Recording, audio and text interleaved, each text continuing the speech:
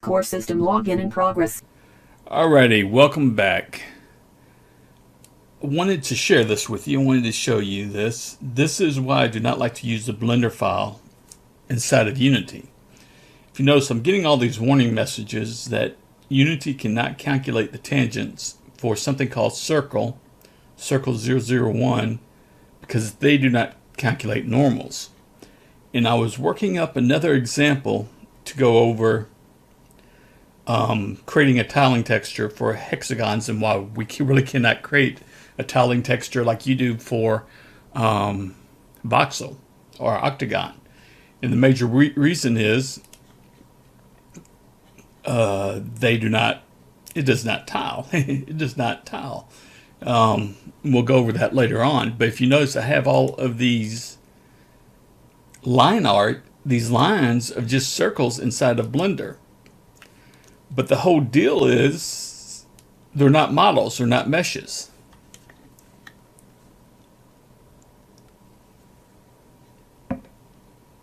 And so Unity is complaining I cannot calculate the tangents because there are no normals on these models.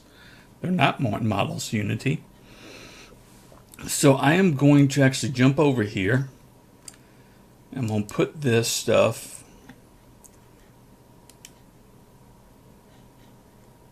off screen because I really don't. Everyone says not to show your hard drive on YouTube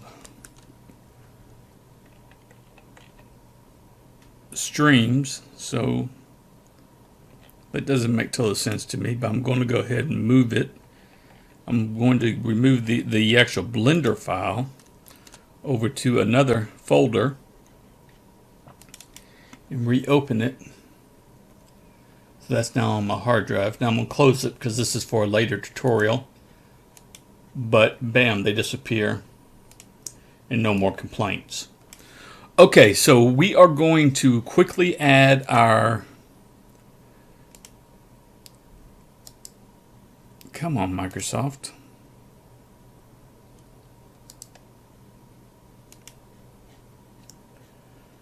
Visual Studio is giving me a little bit of lip here.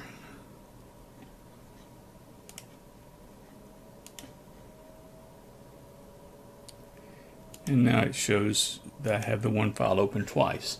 Okay, so we are going to add the mesh shape object, and then we will add our mesh library. So actually we'll add our opposites first, and then we'll add our mesh libraries. We can't really work with our opposites until we have our shapes, because opposites key off of shapes to tell the front end which side to use. And let me show you, let me give you a little bit of an idea of why. You get out of the list there. So let's go back up here. I got rid of the previous example, which I wouldn't have now. So if we have 1,000 shapes, which is totally possible in a project, imagine for a second, try to do the math in your head with Excel. Or you can do it with Excel. If we were checking side to side, so I would actually have to query this shape and ask, what do you have? What side are you using for your side 0 or your side 1 or your side 2? I would then go to the opposites list and ask, what shape is opposite of this and what side is it using? And it creates actually a much smaller array. But I'm doing so much querying, I'm doing so much research in my for each side, for each shape, that it really makes the code hard to deal with, because I'm repetitively either using link or I'm looping through my shapes to find out which side I should use. And it makes the code harder to read, because you'll have, this shape could be using however many sides.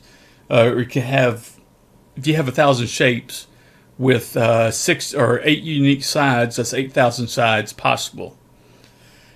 So, although this method actually slightly can increase the array size, because for each side, it must have an entry in its array of opposites for every shape. And there are some instances where you cannot, where we will not allow a shape to be put next to a shape. Or like you might not be able to put a shape on top of a shape. And so in those instances, you really wouldn't need the array entry, but it really doesn't. In the end, it's not. It's worse to try to compare side to side. So, side to side from shape to shape. So we compare shape to shape, or shape side to shape. And because of that, we cannot really work with our opposites until we work with our shapes.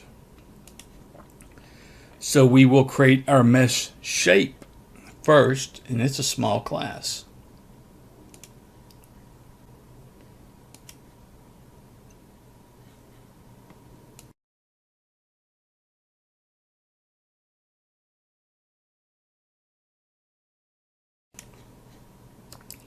So right-click right there inside the Scripts Models folder.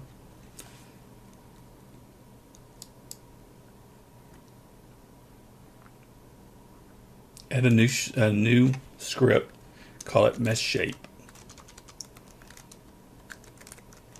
Singular. Go up to the Edit folder, Models folder. Add a new script called Unity, you're evil. Called my new behavior script because it was refreshing the project. So wait till the project blinks, wait till the cursor blinks, and add a new script called Mesh Shape Editor. And open both of those scripts by double clicking on them in Unity, the Mesh Shape and the Mesh Shape Editor. We're going to work on Mesh Shape first. I'm just going to pin them up here because we can't really work on the Mesh Shape Editor until the Mesh Shape's finished. Alright. Get rid of the start and the update. This is only for the editor.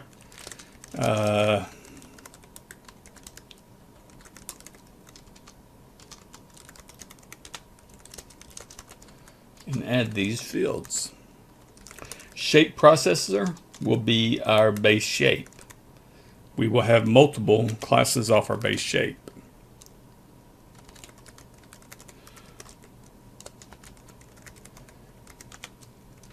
Here in the prefab, we will just store the actual shape for now, or the actual side, excuse me.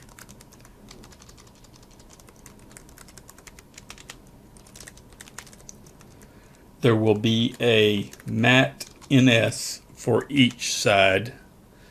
So if we have 8 sides, we will have 8 mat NS's. And then we will have a mat source, which means we can steal the textures from a neighboring side. And that will make more sense later on. Before I mentioned there's a way to keep projects that have Unity Editor, mono behaviors that have Unity Editor, from messing up and stopping you from building your project. This is not needed for development, but if you are trying to test our code by releasing it from Unity, you're probably getting a bunch of errors. You need to wrap all of your MeshLibrary parts, mesh parts. You can actually wrap the entire class in this.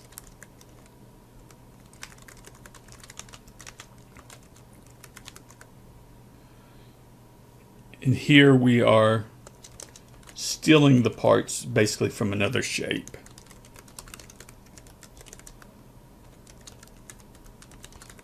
Just a method of transferring the parts. So actually I can put the Unity Editor all the way around the class, the Unity Editor check. And if we're in Unity Editor, we're going to have this shape. If not, we're not going to have this shape. But it also means that everything we do that can possibly reference any of this we need to have that same code wrapping it. We don't have to do it right now. I'm just going to go ahead and do mesh parts and mesh part.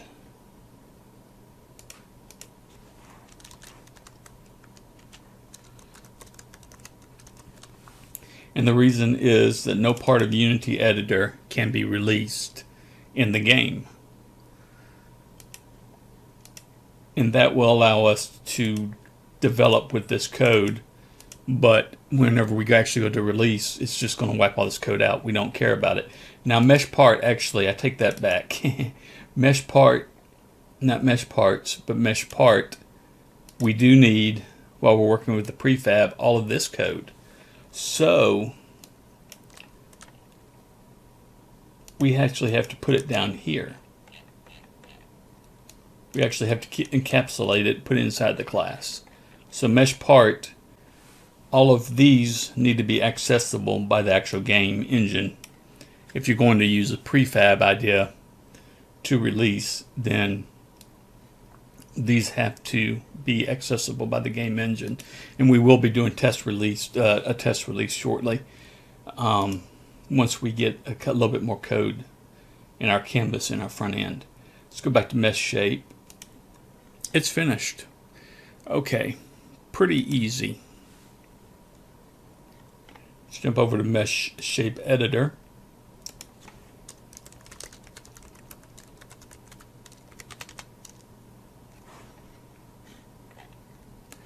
And I want my shut up code in here.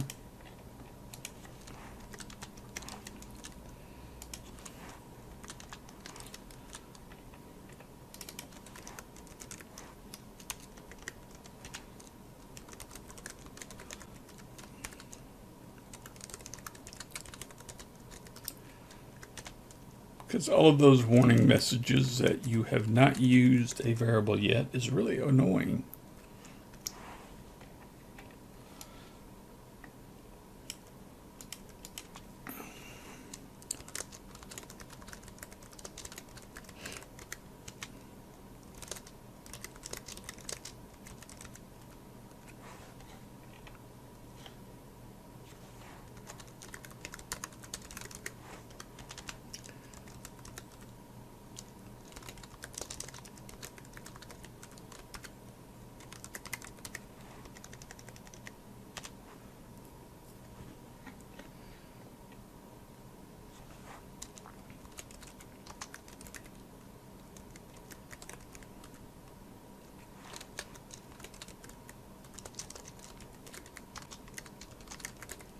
And this will make a lot more sense in just a few seconds on the take parts.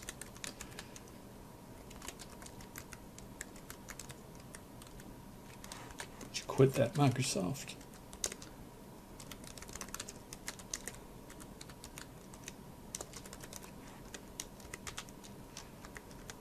Is take parts spelled different? Then, oh, tear parts. Ah, that's why it's not coming up.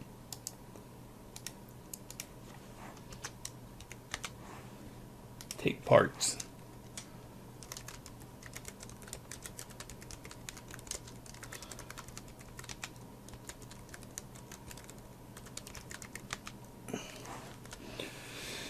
That's pretty much it. Our shape does not have a preview, so it's pretty simplistic. So we can just go ahead and jump straight ahead and jump on our mesh shapes. It's a little bit bigger, another 30 lines of code, but it's actually what our front end will be using. So I'm in the editor here, the editor folder, and I'm going to create you first, mesh shapes editor.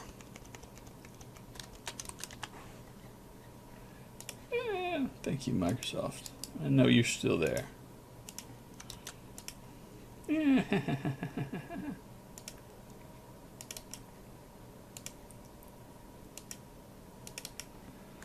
Okay, so I've opened up the mesh shapes in the mesh shape parts. Jump over to mesh shapes, or excuse me, the mesh shape editor. And now I'm going to jump over to put my shut up code up here, my pragmas. Get rid of the start and update. And we need to put an array of mesh shapes up here.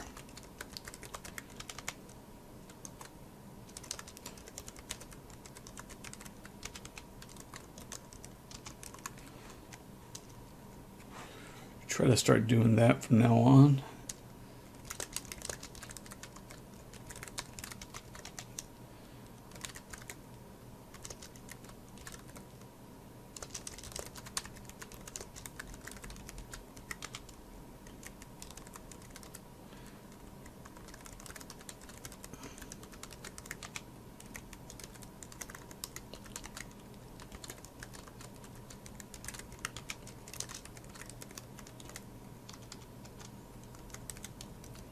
Uh-huh.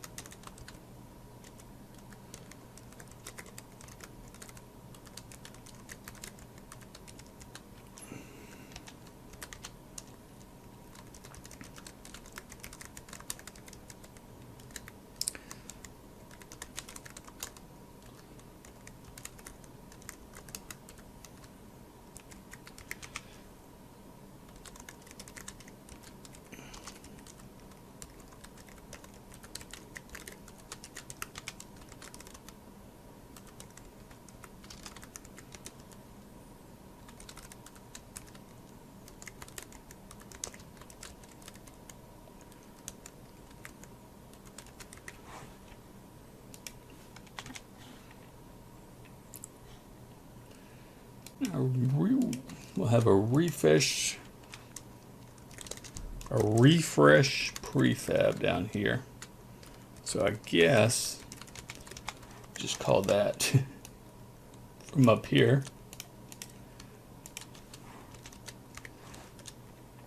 Kind of see the order I developed this code in.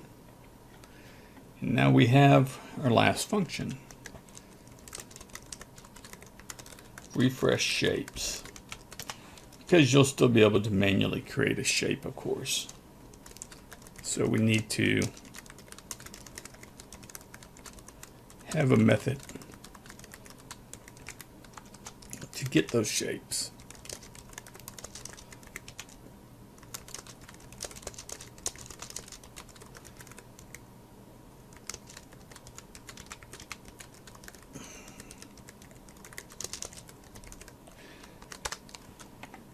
And I need to add mesh shapes as a parent, or as the parent, to mesh shape.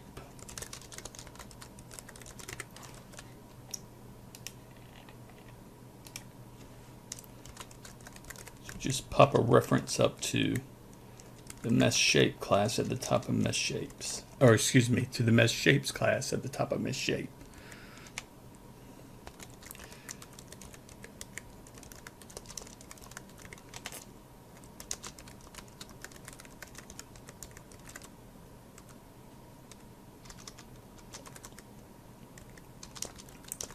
So if our parts array is not equal to null in our shape,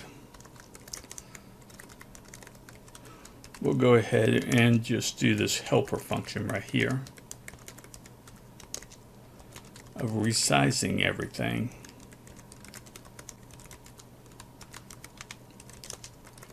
This is kind of anticlimactic because we're not actually going to see anything till we get to the front end, but that's okay.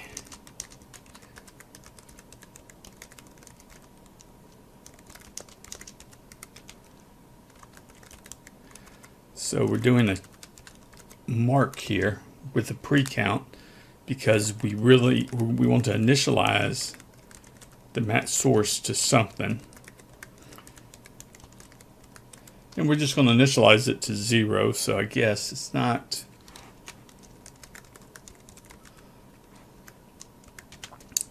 that important, but I wanted to show an example early on of initializing new members of an array. where you're using system resize. So mat source actually will be initialized to 0, but the basic idea here is we get a current length of our mat source array length, and we are going to, we could, set this to another value. The mat source is aligned to the neighbor. So if a part side is 1, then what we're saying is it should use the material. If this is set to 0, it should use our own material. If it's set to 1, then it should use neighbor 0's material, the neighbor behind us. If it's set to 2, it should use neighbor 1's material, and so forth.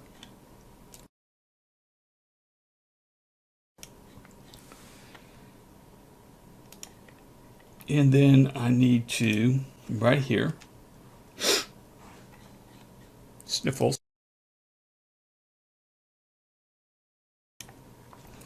increment our index right here. Alright, so this is majorly anticlimactic. Let's go ahead and create some shapes though. And we can get our code started. We'll call this node the MeshLibrary. Drag base parts under it so it's a child. Click on it, create a new empty, and rename this game object base shapes. I think all we're ever going to work on in here is base shapes, because everyone has their own idea. We did not do the editor yet. My mistake. Hold on. Should be seeing a bunch of buttons here. Go back to the editor. Go to Mesh Shape Editor.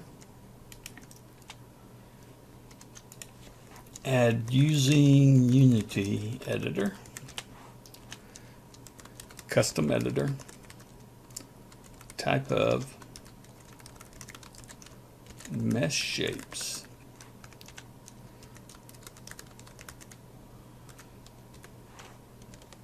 Change the mono behavior to editor.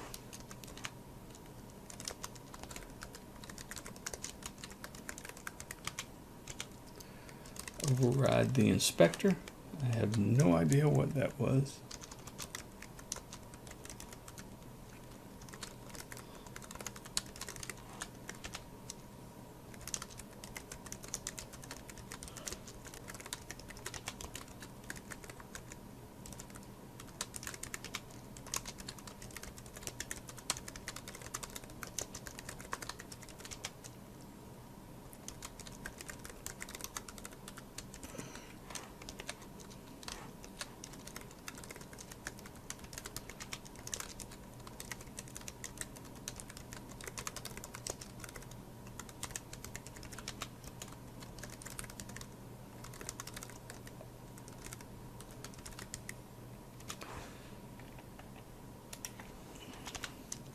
Now on enable,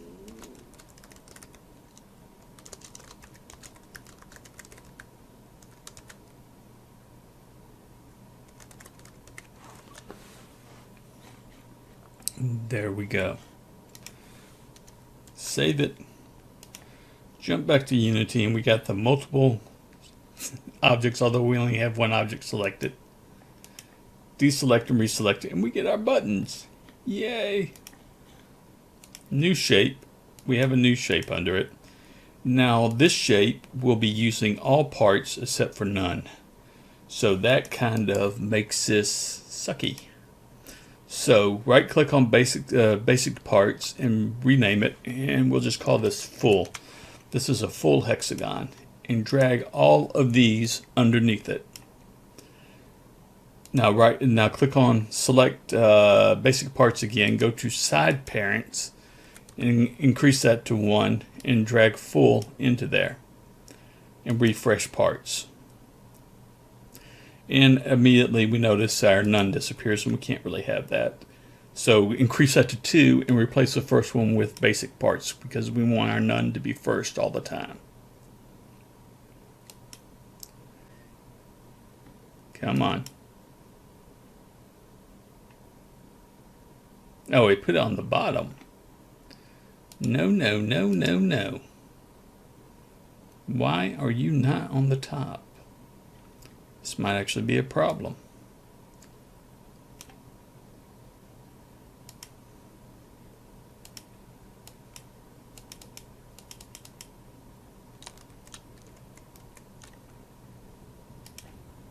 Never had this happen before.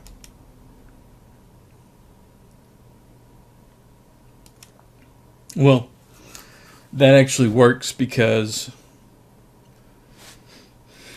it's getting all mesh parts below it, so we don't have to put full parts in here twice actually, because if we do, that happens. So just leave it like that with one with just basic parts, which is also our current side. And our none side is none. Okay.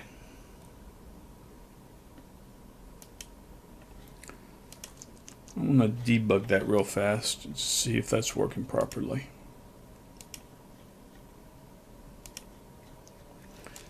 Mesh parts.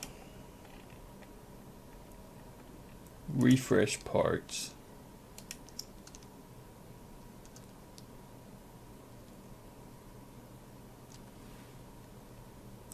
Well, that doesn't make any sense at all right there, does it now? How did I disturb that?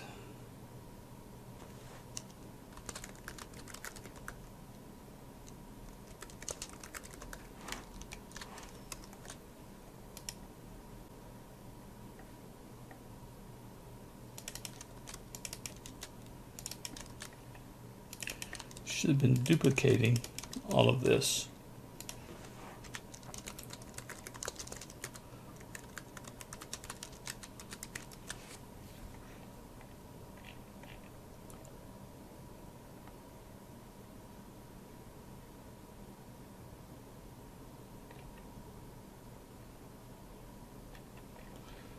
Okay, let's try that again and see if it messes up now, because it really should have messed up by having it in there twice.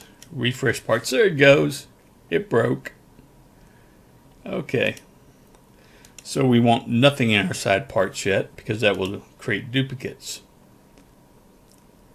And we don't want any duplicates. But on our new shape, we're going to name this new shape full.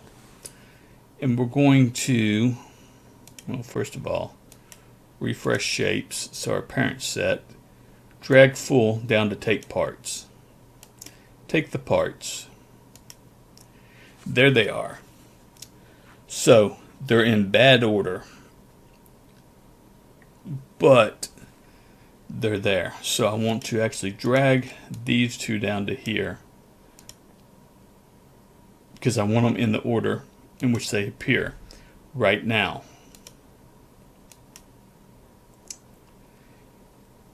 And therefore I would like flat top and flat bottom be in the correct place. So now everything's in the correct order to the neighbors. Okay, now for our matte NS's, we have to refresh shapes. There we go. Source will be 0 on all of them, but these two will be 1 and 2.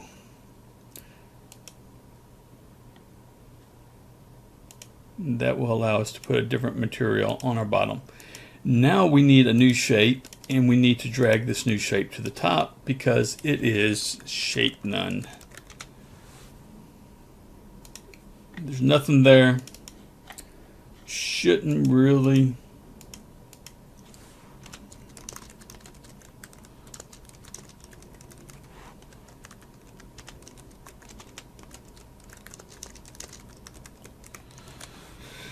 do anything with it.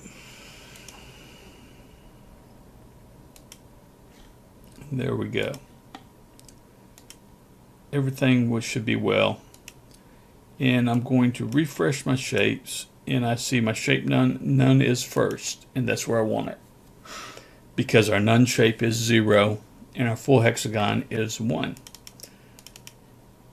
Okay. We will implement this without opposites to see the effect on the front end, meaning that we're going to create every stinking shape out there. And then we will come back and implement opposites in the mesh library. The mesh library is nothing but a reference mono behavior, just a mono behavior, so we can easily get to its children. So first of all, on prefabs, drag mesh library into prefabs, and it's now a prefab. Next of all, go to scenes and open up our hexagon scene.